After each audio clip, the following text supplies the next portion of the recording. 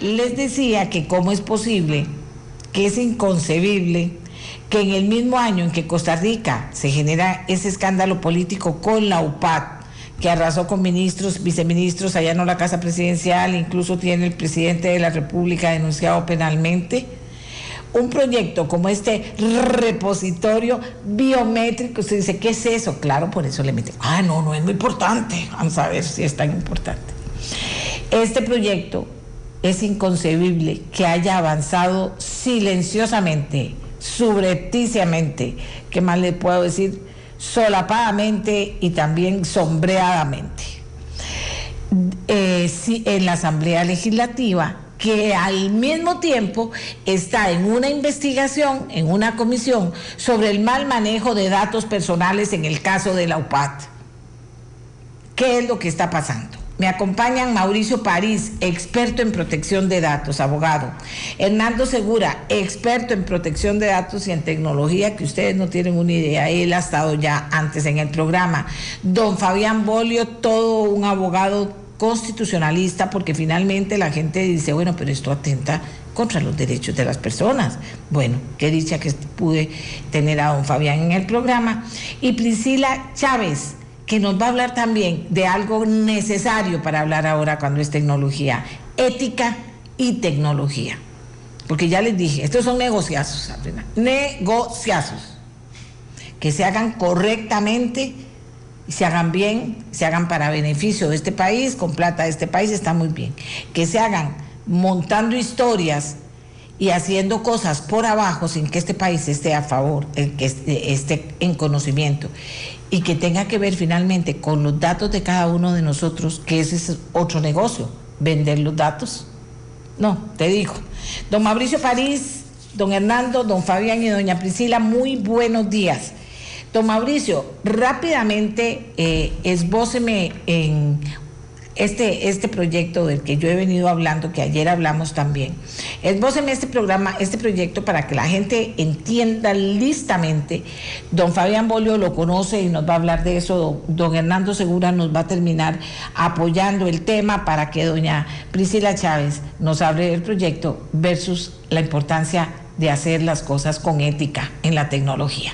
Don Mauricio y señores, buenos días y señora. Buenos días, doña Emilia, muchas gracias por la invitación, un saludo a su audiencia y a los compañeros con los que vamos a analizar este tema. Para resumirlo tanto como pueda, se trata del proyecto 21.321, como usted dice, tiene un nombre bien intrincado, que es creación de repositorio único para fortalecer las capacidades de rastreo e identificación de personas.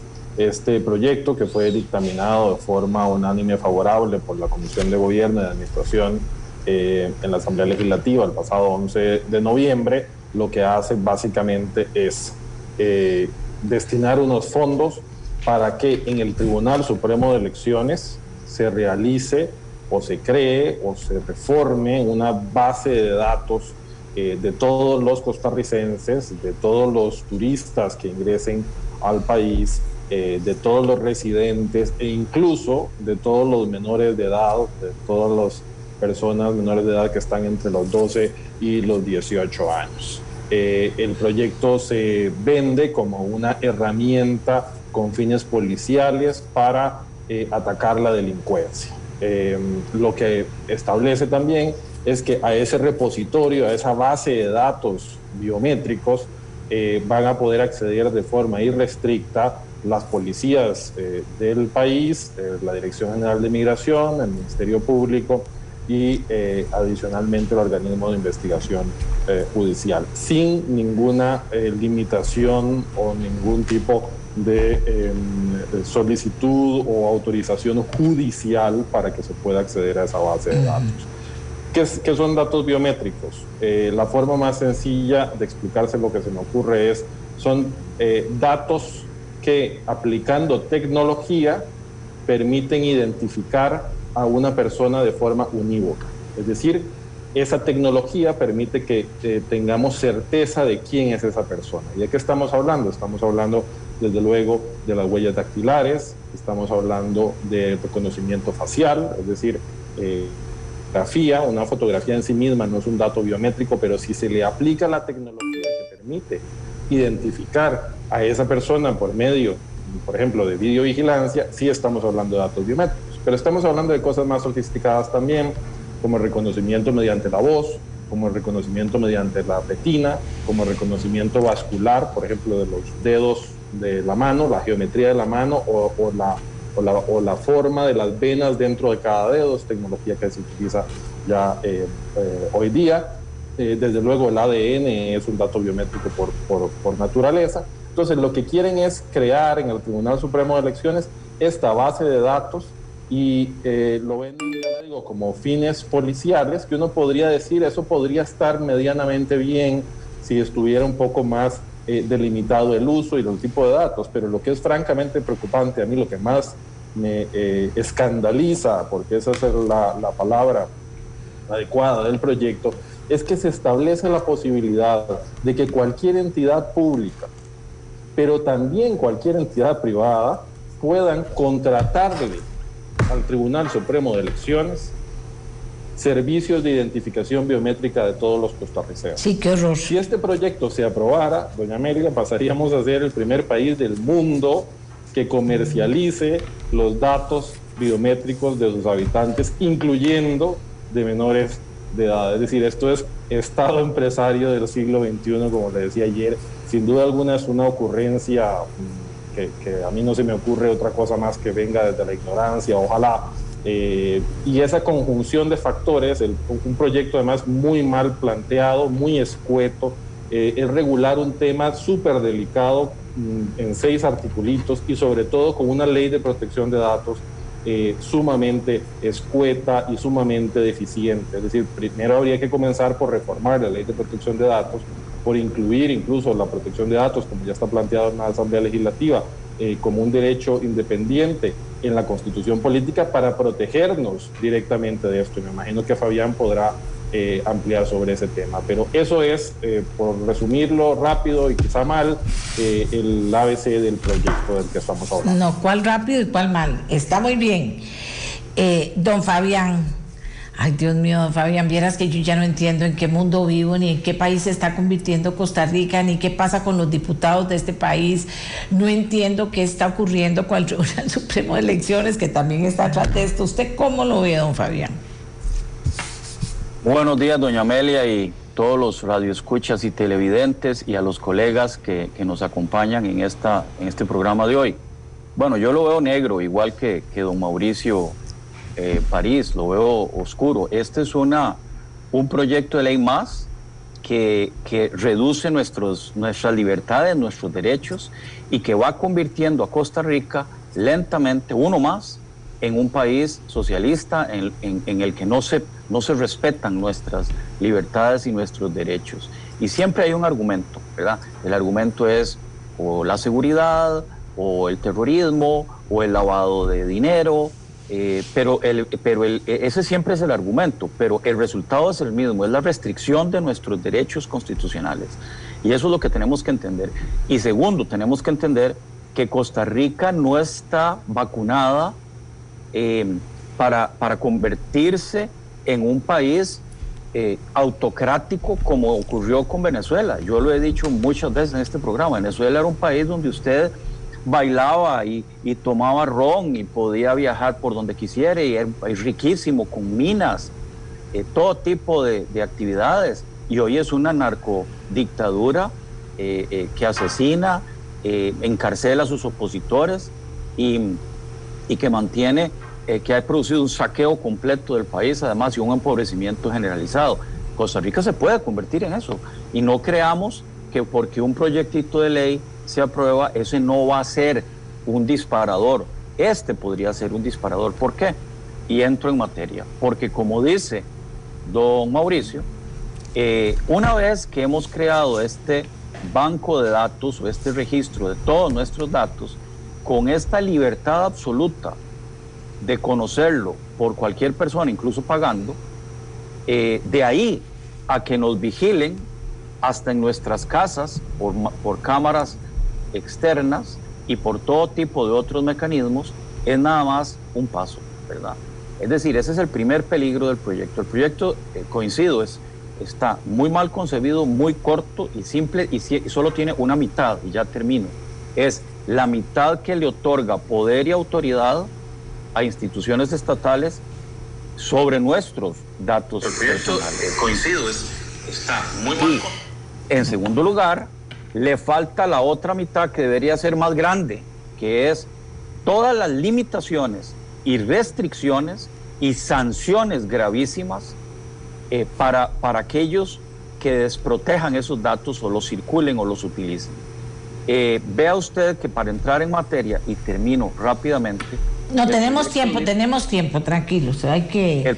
El proyecto dice que se crea este banco de datos, se le llama repositorio, bueno, es un nombre correcto en español, en el Tribunal Supremo de Elecciones. Entonces nos preguntamos, ¿y qué pasa con toda la base de datos que se utiliza en el OIJ, que está regulada por esta ley de protección de datos personales, que es deficiente, pero es una ley que nos protege en este momento, y además se le traslada autoridad a la Dirección de Migración para compilar esta información, todos los consulados del país, y entonces tenemos dispersada la información que se recolecta en diferentes tipos de órganos públicos que la va recolectando. Como decía don Mauricio, bueno, la retina de nuestros ojos, huellas dactilares, rasgos faciales, la voz, el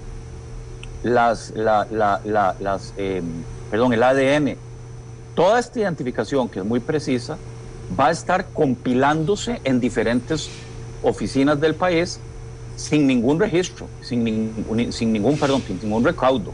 Y estos funcionarios nombrados por diferentes razones y a veces con criterios políticos, van a tener nuestra información porque los pueden recopilar en el momento de hacer algún tipo de trámite. Y en segundo lugar, no solo está en posesión de todas estas oficinas diferentes, sino que la totalidad de las oficinas públicas del país lo pueden pedir. Y además puede pedirle a usted y yo y todos los que están escuchando, pagando un dinero, un canon, que ahí se crea, que se autoriza al Tribunal Supremo de Elecciones para crearlo. Tampoco se establece que ese registro va a ser una especie de bóveda ultra protegida, desconectada del exterior, que mantenga nuestros datos con la mayor privacidad. No lo dice. No dice qué puede pasar con las personas que compraron la información nuestra, ¿verdad? Que compraron la información y que ya la tienen.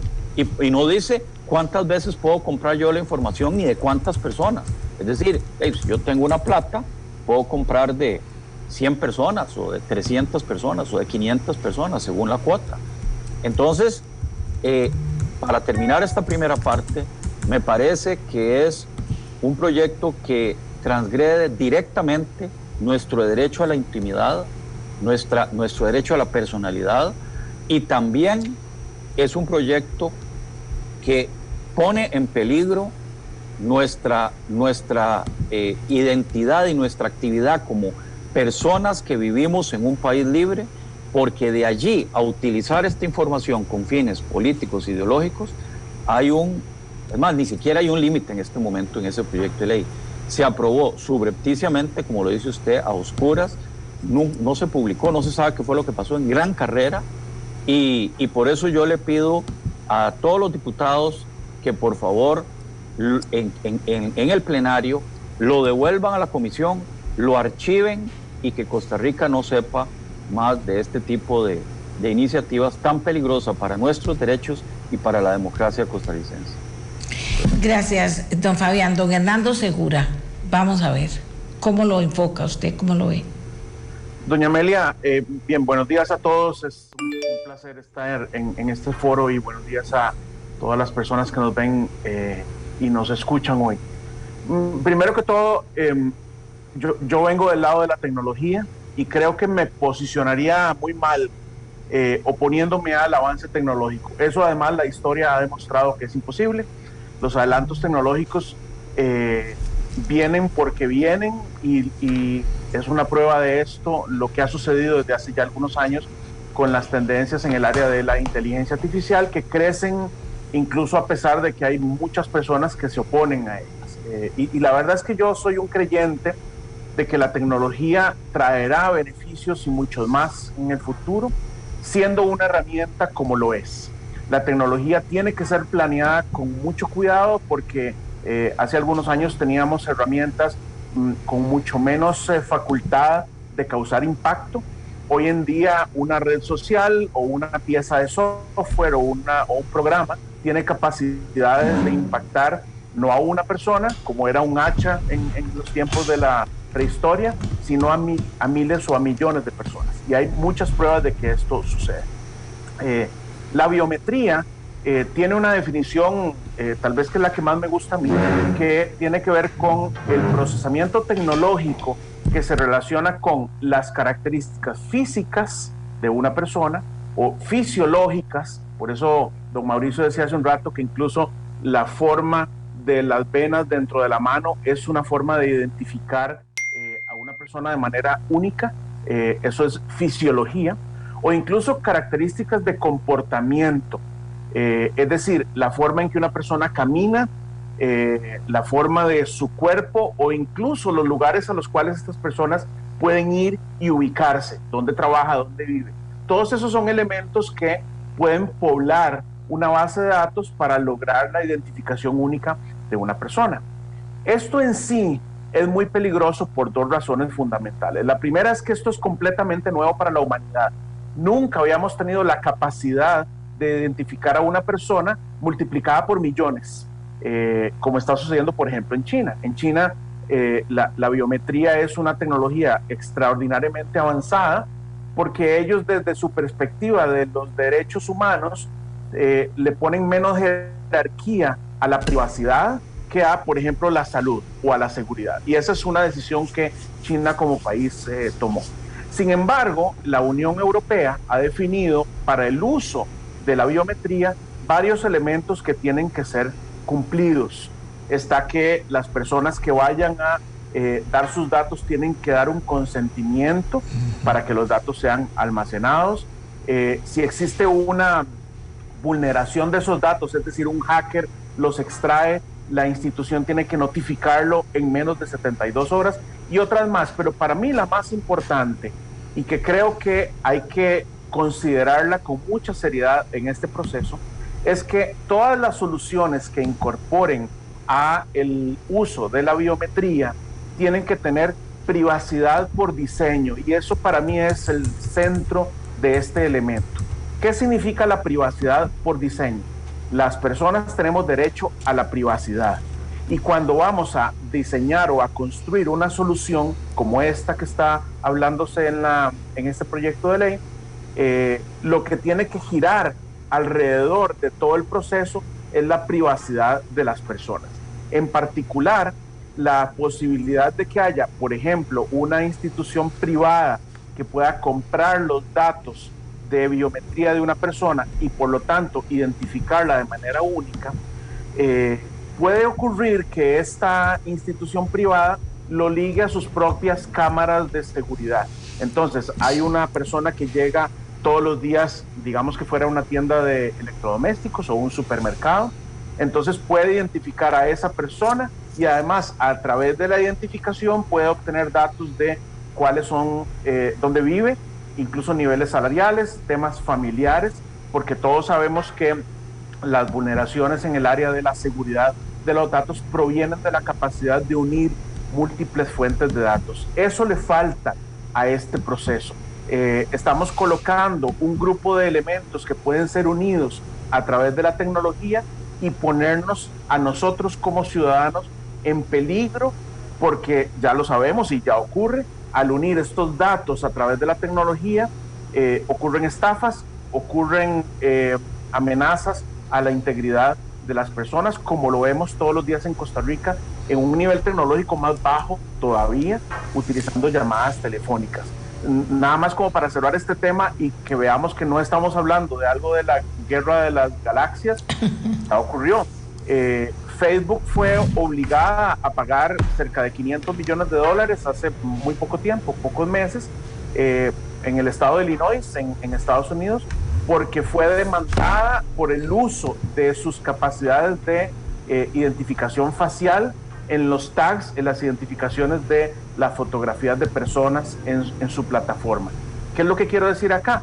Cuando Facebook utilizó sus datos biométricos para permitirle a otras personas identificar quién es este individuo en esta foto y ponerle un nombre, cuando solo veíamos una cara, eso fue considerado ya como algo inadecuado y hubo un arreglo entre partes en el cual Facebook pagó esta cantidad de dinero. La mayoría de los estados y los países en el mundo le han puesto un alto a los procesos de identificación biométrica porque todavía no está claro que la utilización de las tecnologías biométricas vayan a estar alineadas con el respeto a la privacidad de las personas.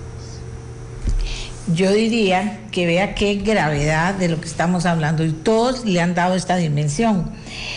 Cuando don Hernando Segura me hablaba de Priscila Chávez y me hablaba de ética y de tecnología, bueno, nos da una esperanza, dentro de mucho nos da una esperanza, pero para la gente va a decir, ¿por qué va a estar hablando alguien de ética y tecnología? ¿Qué tiene que ver la ética con la tecnología o la tecnología con la ética? Priscila, adelante, buenos días.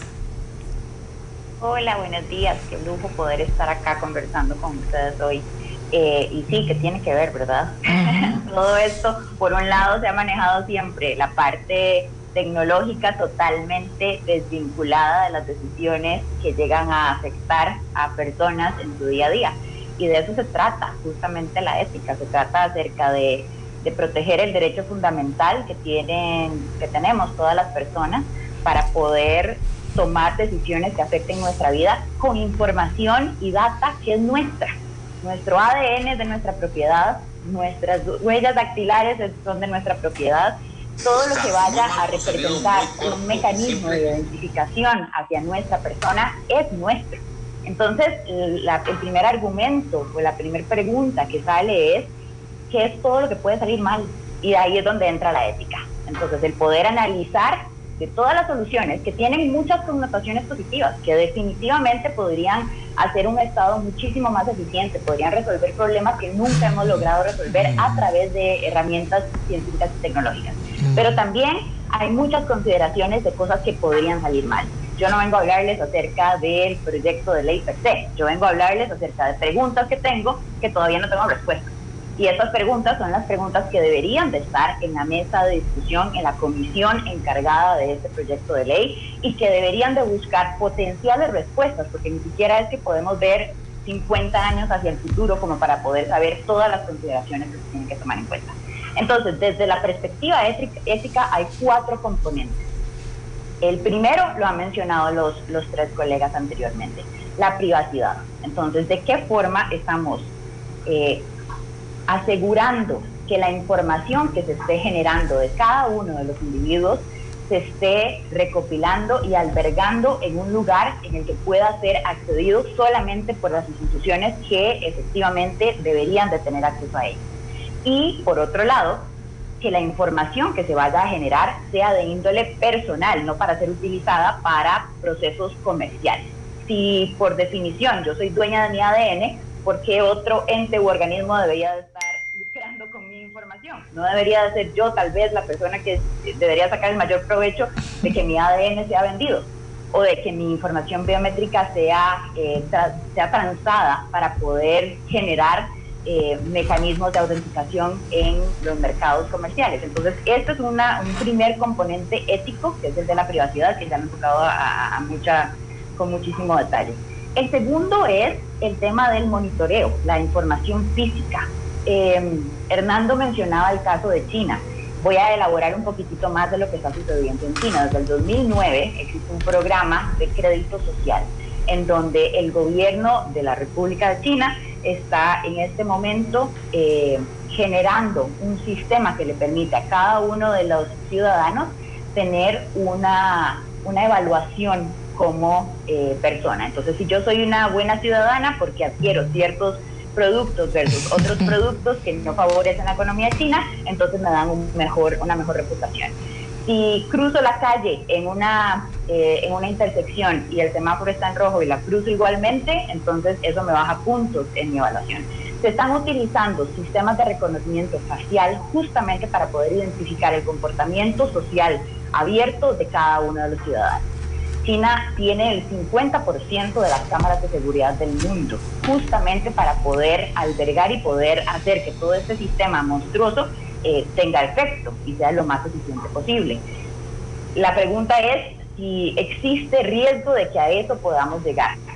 Y la respuesta nadie la puede tener hoy.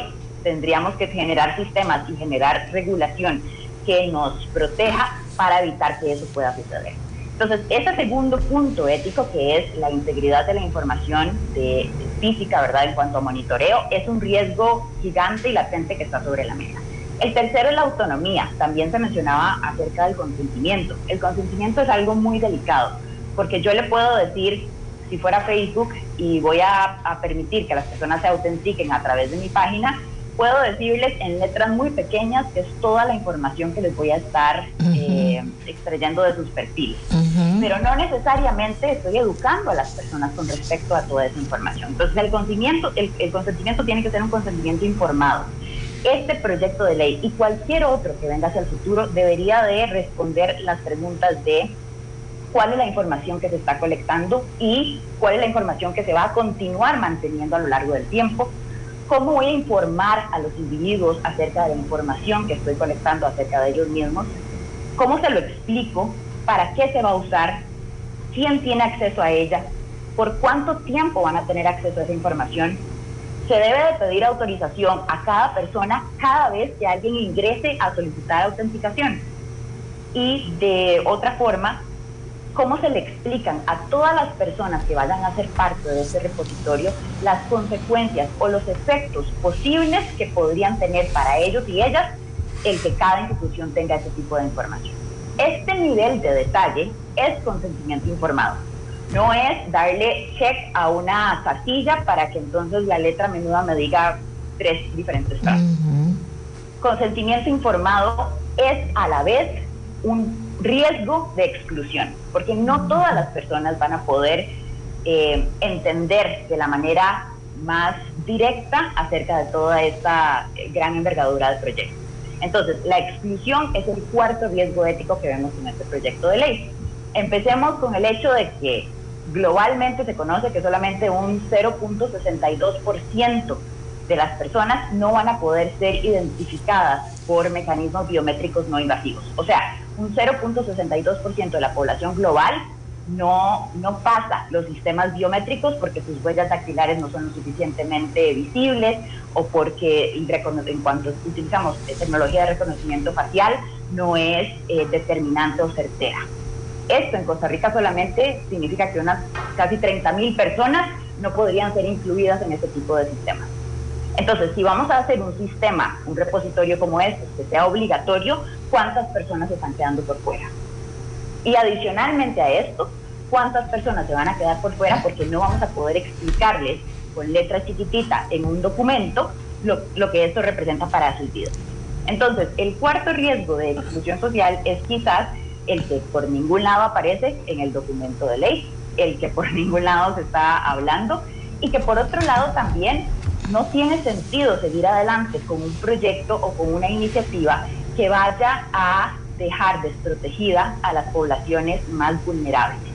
Entonces, en este caso, y desde solamente la óptica ética, hay 4 diferentes componentes que necesitan estar presentes en este documento. Creo que había una anotación, la única que encontré en todo el documento, que hablaba acerca de excluir a personas refugiadas y en condición de asilo, porque claramente no por alguna razón están en esta condición. Entonces no deberían de ser incluidas dentro de un sistema que vaya más bien a lesionar y a ponerlas en riesgo ante una eventual persecución. Entonces, así como existió esa única anotación pensando en poblaciones en vulnerabilidad, debería de existir una como mencionaban, una segunda parte que hable acerca de todos los riesgos de cosas que podrían salir mal, que son bastantes.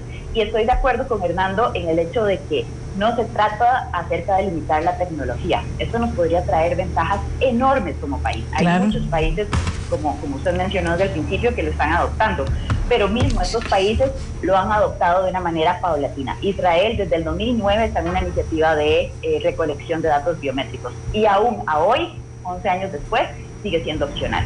Entonces sí debería de existir con muchísima más empatía, voy a utilizar esa palabra, un plan de desarrollo para poder adoptar la tecnología y que la pregunta de cómo se usa y de qué manera se está aprovechando la información sea algo que sea transparente, que genere confianza, que el público en general pueda entenderlo desde un lugar con palabras que sean relacionables, no con palabras legales o tecnológicas que vayan más bien a generar muchísima más resistencia y reacción. Excelente, Priscila, excelente. No, y si a mí no me da la gana, ¿por qué me tiende? Bueno, también esta es otra parte, ¿verdad? Bueno, don Mauricio, ¿qué podemos hacer? Vamos ahora a aterrizar esto. ¿Qué podemos hacer? Creo que queda absolutamente claro todas las, con todo el aporte que hacen ustedes, que es excelente, que eso no está bien, para decirlo en español, que eso no está bien, pero ¿qué podemos hacer nosotros? Si se siente con uno, cuando, sobre todo ya cuando Priscila aterriza el tema, se siente uno de que no puedo hacer nada conmigo, ¿cómo lo voy a hacer? Si ni siquiera me habían comentado y porque de repente va a estar ahí y yo casi que sin darme cuenta y utilizándolo para lo que sea y haciéndole el beneficio a quien sea, ¿verdad, don Mauricio? Sí, doña Amelia, sin duda alguna, este proyecto, tal y como está, como bien decía don Fabián, la única solución es que lo pongan a dormir, lo archiven y nos olvidemos de él cuanto antes. Porque está muy mal planteado, pero sí quisiera resaltar, digamos, algunas ideas rápidas. Lo primero es, no es estar en contra del uso de la tecnología, en efecto, como muy bien decía Fernando. Por ejemplo, hay cosas que uno podría decir, bueno, esto tal vez era la lógica que se quería perseguir, pero luego se distrajeron y se fueron para otro lado. Tiene sentido que, por ejemplo, exista una base de datos, y a las cosas hay que llamarlas por su nombre, ¿cierto? Repositorio se puede utilizar como nombre, pero el nombre es base de datos. ¿Y por qué cuando estamos hablando y todo el mundo habla del tema de protección de datos personales se inventan una palabra repositorio en vez de hablar de lo que estamos hablando, una base de datos biométricos? ¿Será que precisamente le trataron de maquillar poniéndole repositorio de datos biométricos para que de alguna forma la gente no entrara en razón de lo que se estaba discutiendo? Pues no lo sabe uno, como usted bien dice. Sinceramente, cuando uno se encuentra con este tipo de iniciativas surgen desconfianzas, pero en todo caso es cierto que hoy día el Tribunal Supremo de Elecciones, Migración, la policía tienen registros independientes de huellas dactilares, por ejemplo, de acuerdo a las funciones y competencias de cada una de estas instituciones. Podría tener sentido que eso se centralice en una única base de datos de huellas dactilares, por ejemplo, a la cual se conecten todas estas instituciones, hasta por un tema de economía, hasta por un tema de presupuestos. Es decir, si vamos a tener una mejor base de datos, y por mejor me refiero con unas medidas de seguridad más adecuadas y mejor tecnología, eso me parece que está bien, pero limitado a huellas dactilares y limitado a las funciones que legalmente tiene cada una de estas instituciones, no como está previsto ahora, que lo puedan usar cualquier persona para lo que le plazca. Eso podría tener algún sentido, ¿no? La utilización de otro tipo de tecnologías o de otro tipo de datos biométricos, a mí sinceramente me preocupa por el estado de la cuestión de la protección de datos en Costa Rica hoy día. Se usa en otros países y se usa de forma interesante. Priscila mencionaba el caso de Israel, que al menos yo desconozco, pero sí lo puedo mencionar. Por ejemplo, en Japón tienen sistema de reconocimiento facial en los aeropuertos por temas de seguridad, y ese mismo sistema de reconocimiento facial lo han aplicado en los cajeros automáticos. Es decir, cuando usted va a un cajero automático a sacar dinero, entonces tiene un componente adicional de seguridad, que es verificar que su cara lo identifique y que usted sea realmente el titular de la tarjeta. Se está utilizando incluso En España se adoptó una ley que permite la videovigilancia en eventos deportivos. Piense usted en todos los temas relacionados con las barras bravas y con todas esas situaciones desastrosas que suceden en los partidos de fútbol. Entonces se pone el requisito de que los estadios tengan que contar con sistemas de videovigilancia que pueden tener incluso un componente de reconocimiento facial, sabiendo si hay una persona que ha sido condenada por este tipo de eventos relacionados con violencia deportiva, entonces que lo puedan identificar y sacarlo del estadio.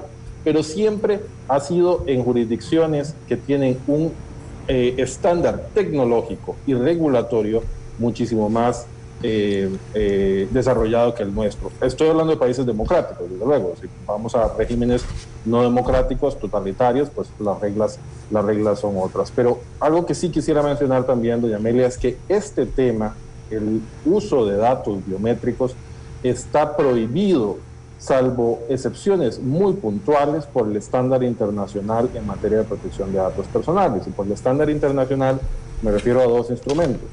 El convenio 108 de la Unión Europea, el protocolo 108 Plus, que es el único tratado internacional que existe hoy día en materia de protección de datos personales, al cual el presidente de la República en el año 2018 dijo que Costa Rica debía de adherirse, y se iniciaron los trámites para adherirse al convenio 108. Es decir, ese convenio prohíbe el uso de datos biométricos, salvo excepciones muy puntuales que este proyecto excedería por completo, número uno. Y número dos, también el Reglamento General de Protección de Datos de la Unión Europea, que aunque no es norma aplicable a Costa Rica, es el estándar internacional por excelencia, prohíbe el uso de los datos biométricos cuando se usen para lo que el proyecto pretende, que es la identificación unívoca de las personas. Entonces estamos haciendo algo que va en contra del estándar internacional, estamos usando los datos biométricos para algo que no se deberían de utilizar, y sobre todo estamos permitiendo su explotación comercial sin el consentimiento de los titulares. Los titulares somos los dueños de los datos personales, número uno.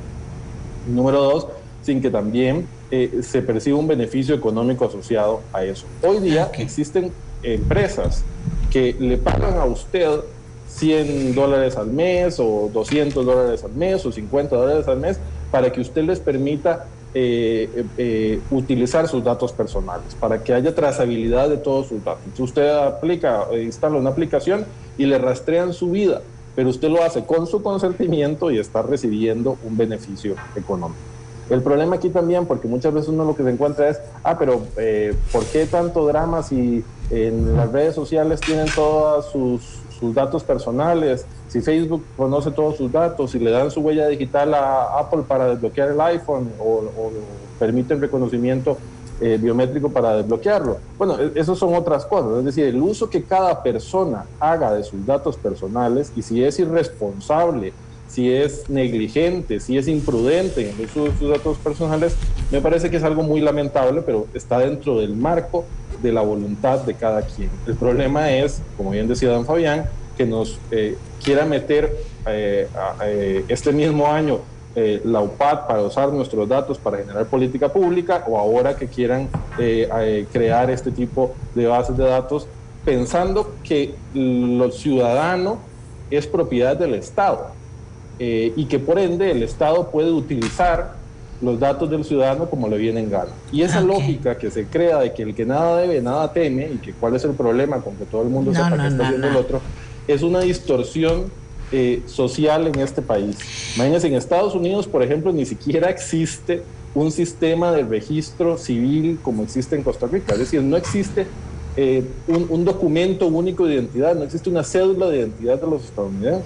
Y no es porque no tengan la plata o no se les haya ocurrido, es por razones de privacidad, porque se entiende que un Estado que tenga algo tan básico como saber si yo estoy vivo o estoy muerto, y en dónde vivo, ni siquiera hay, sobre esos puntos tan esenciales, un país como Estados Unidos, que tiene una cultura de privacidad totalmente diferente de la nuestra, se han logrado poner de acuerdo para que avance. Entonces, para responder su pregunta, creo yo que este proyecto, tal y como está, se debería de morir, se debería construir un proyecto alternativo. Yo ni siquiera trataría de rescatar en donde se limite únicamente al uso de los datos biométricos de las huellas dactilares para fines exclusivamente policíacos y sometido a la Ley de Protección de Datos Personales, y además con restricciones específicas de para qué y quién puede hacer uso de esa información.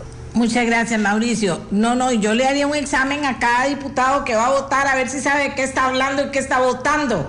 O sea, este es algo totalmente nuevo. Vea, ustedes mismos que me están escribiendo están asombrados de oír a estos especialistas, doña Amelia, pero como ellos son especialistas, todos, ellos sí han estudiado, ellos son los que saben en Costa Rica qué es esto. Y la gente está asustada y los diputados no saben, o si saben, háganle un examen antes. Sí saben, pero con estas cosas nuevas es imposible no tener una seguridad, primero, y segundo, que eso no se convierta en un puro negocio y que sea un negocio que alguien por plata o algunos por plata se metan en eso sin siquiera tener una dimensión exacta de lo que está pasando.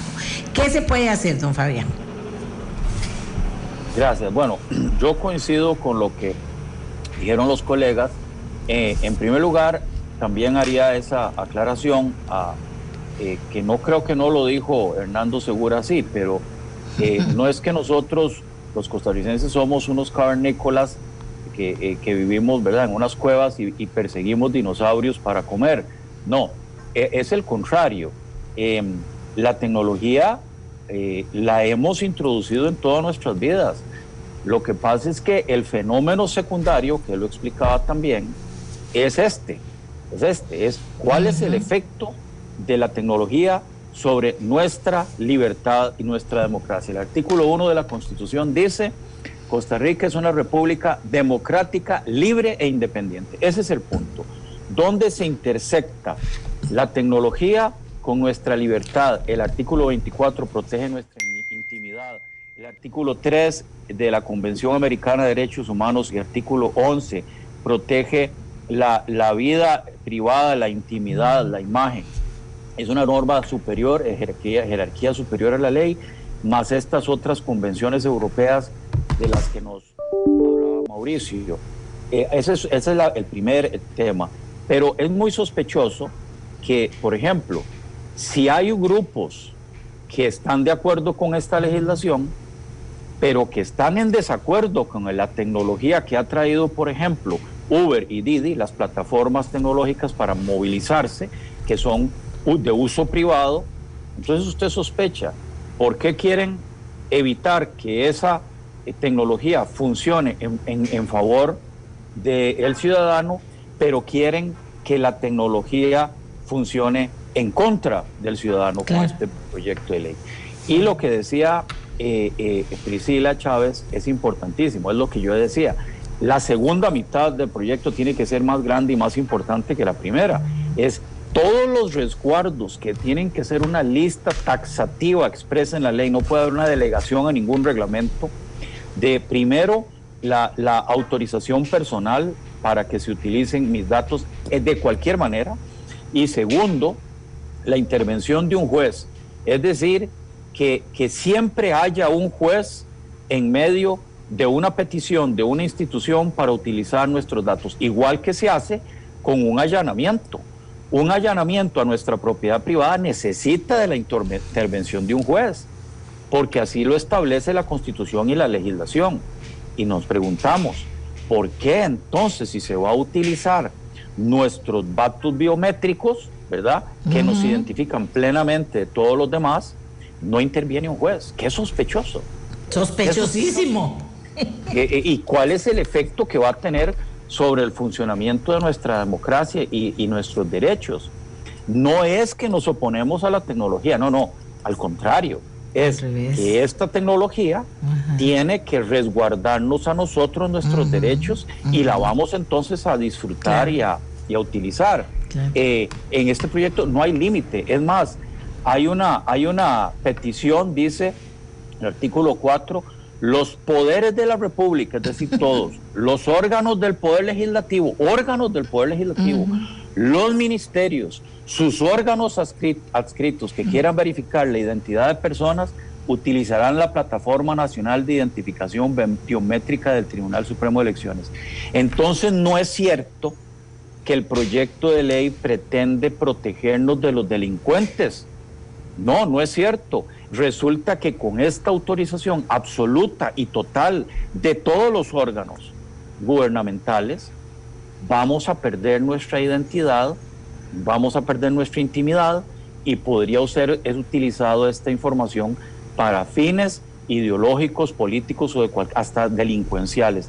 Recordemos que ya noticias publicadas por la prensa decían, y aquí termino, que el registro de accionistas que nunca debió haberse creado, insisto, de todas las acciones de todas las empresas del país que está ahí en el Banco Central, ya les habían pedido los funcionarios de la UPAD, de la unidad de espionaje político de la Casa Presidencial, ya habían pedido información a este registro de accionistas. Es decir, entendamos que si una legislación futura, que no puede ser esta, no está definida con una rigurosidad y una restricción absoluta al manejo de estos datos, que tendremos que utilizarlos para combatir los delincuentes en algún momento, va a ser utilizada así. Yeah. Entonces la pregunta es, ¿qué tenemos que hacer? Bueno, todos los costarricenses escríbanle y llamen a los diputados y pídanles que por una moción en el plenario, porque ya el proyecto calladitos, zorritos, como decimos los ticos, ¿verdad? Zorritos lo pasaron al plenario, entonces allí lo devuelvan a la comisión y la comisión lo archive para siempre, y que algún proyecto posterior sea redactado con expertos como don Hernando Segura, Priscila y otras personas, San Mauricio, que definan muy restrictivamente este uso, recopilación primero de datos nuestros, biométricos, y segundo, el uso muy restringido y muy calificado con intervención de un juez, autorización de la persona, y por último, las gravísimas sanciones que deberían ser de prisión, destitución, exclusión de cargos públicos, etcétera, para proteger nuestra libertad, nuestra imagen, nuestra dignidad y nuestra identidad. Muchas gracias, don Fabián. Quiero decir aquí la chispa, Liberación, ¿qué te está pasando, Liberación? Liberación presenta este proyecto, pues es que no entiendo yo a Liberación. ¿Quién tomó a Liberación Nacional? Por Cristo que está en el cielo. ¿Cómo es posible que Liberación lo presentara? Bueno, y Víctor Morales Mora, que es del PAC, que perdió su empleo como ministro por precisamente su actuación en relación a UPAD, es miembro de esa comisión y por supuesto, como todos, votó favorable el proyecto. Esas son mis chispas. Chispas son chispas, ¿verdad? De verdad. Don Hernando. Doña Amelia, nada más un par de cosas muy cortas. Esto que está sucediendo en tecnología ya tiene un nombre. Se le conoce como function freak en inglés. En español uno lo puede traducir como una función desvirtuada o una función desconstruida o una función incorrecta. Esto significa, en términos tecnológicos, que cuando se diseña una solución y se ponen en pie los elementos para que funcione, de alguna forma, con ideas u ocurrencias, el objetivo inicial o el espíritu inicial se desvirtúa. Esto es lo que está pasando hoy en día. A mí me parece que nadie está cuestionando la necesidad de que incrementemos nuestras capacidades de encontrar personas que están yendo en contra de la ley, delincuentes, y utilizar la tecnología para esto es en verdad un bien que tenemos que perseguir. Sin embargo, y yo quiero retomar unas palabras de don Fabián, la privacidad requiere una asignación muy estricta de responsabilidades. La privacidad requiere de una asignación muy estricta de responsabilidades. Si yo no logro asignarle responsabilidades a todos los entes que van a tener cierto nivel de control en estos procesos para resguardar la privacidad de todos nosotros, estamos fallando en el diseño. Como ejemplo, en el estado de Nueva York tienen una lista, existe una lista de cuáles son aquellas piezas de información que son consideradas como privadas. Entre ellos está el número de seguro social en Estados Unidos, está la información financiera de las personas, de sus cuentas bancarias, está lo que todos estamos de acuerdo que es uno de los elementos más privados que son nuestras combinaciones de direcciones de correo y el password o nombres de usuarios y password para acceso a sistemas, y están los datos biométricos. Es decir, en ese nivel están considerándose los datos biométricos en términos de privacidad. Y así es como nosotros tenemos que retomar este proceso para utilizar la tecnología en la dirección en la cual todos estamos de acuerdo que puede ayudarnos, pero utilizándolo, manteniendo desde el principio hasta el final el espíritu de que los datos que se vayan a recolectar a través de las cámaras que vaya a haber son datos privados intrínsecos de nosotros las personas. Ok, aquí la gente masivamente, ¿quiénes son los diputados que votaron eso? Y lo voy a decir porque además se puede averiguar en 30 segundos. Primero, Priscila me va a cerrar el tema ahorita. Segundo, inclusive hay profesores de la universidad que me dicen, ¿se puede denunciar por mala praxis a un diputado? Amelia, averígüeme, por favor, yo le puedo ayudar, doña Rosario. Vamos a ver, son miembros David Gurzón Cerda, Liberación Nacional, Dragus Dolanescu, Valenciano, Jorge Luis Fonseca, Liberación, Pablo Heriberto Abarca Mora, el PUSC, Jonathan Prenda, Nueva República, Luis Fernando Chacón, Liberación, Soy la Rosa, Bolio Independiente, Pedro Muñoz Fonseca, PUSC, Víctor Morales Mora, PAC, Dolanesco, Prendas y Muñoz, miembros de la comisión de la UPAD. A ver, Priscila, ya usted ha oído todo, a mí me queda... No, tengo otros abogados que quieren hablar, hay muchos abogados que quieren hablar, los vamos a traer y vamos a hacer otro foro. No se preocupen que con esto no nos van a... Y por favor, ¿verdad? No agarren el rábano por las hojas. Aquí nadie está en contra de la tecnología. Adoramos la tecnología en la medida en que logre mejorar la calidad de vida, y así debe ser, de un planeta necesitado de transparencia, y la debe fortalecer. Así que no me vengan con cuentos después que es que somos los trogloditas que estamos en contra del avance tecnológico, porque eso no es así. Pero vamos a hacer otro foro más. Priscila, usted me ayuda a cerrar este programa, por favor. Claro que sí, creo que amarrando un poco las ideas, estas últimas ideas que acaban de comentar, el dilema nunca fue un dilema tecnológico o científico. La solución tampoco es solamente tecnológica, no es venir y decir que con blockchain todo esto se arregla, porque eso es una atrocidad, darle una responsabilidad a la tecnología que no le compete. El dilema es un dilema de transparencia, de confianza y de gobernanza. Y esas tres se pueden articular para que se genere un diseño que sea lo más responsable y ético posible. La antítesis de lo que estamos ahorita conversando es vivir, o el opuesto sería vivir en una sociedad en donde no existe ningún tipo de regulación o de control o de límites, y eso no es lo que se busca. Hay una ruta, y esa ruta es el diálogo, esa ruta es el poder traer a diferentes partes de la sociedad, no solamente diputados y diputadas con sus asesores y asesoras, creando un proyecto de ley como este. Es posible que esto sea viable, es posible que se pueda volver a la mesa de dibujo, de construcción, y crear algo que efectivamente sea beneficioso para todas las partes.